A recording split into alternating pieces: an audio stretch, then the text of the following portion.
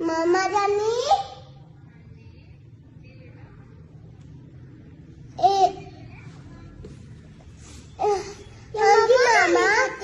मामा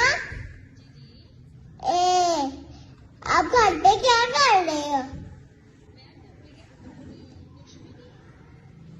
ये कौन है? मामा आवाज नहीं आती मामा की। मामा तो आवाज़ें ऊंची बोलती है। ऊंची बोलती है तो हो सकता है मामा सोई हो, ऐसे इसलिए आस्था बोल रही हूँ। हाँ, मैं स्कूल पे रो रही थी आपके लिए। टीचर अच्छी नहीं है, मार दिया सबको। हाँ, मम्मा मारती है ना। मैं तो खेल रही हूँ,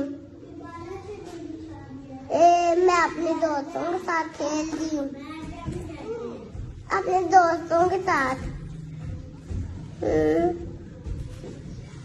हाँ, नहीं, टीचर मारती है। हाँ, हाँ, करती है। हाँ,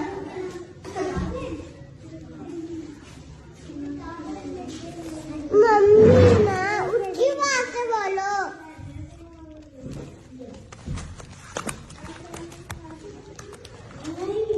ऊंची आवाज से बोलो, ऊंची आवाज से, जैसे मैं बोल रही हूँ। जैसे मैं बोल रही हूँ। चलो चलो मामा से कोई कुछ लेने आ जाए।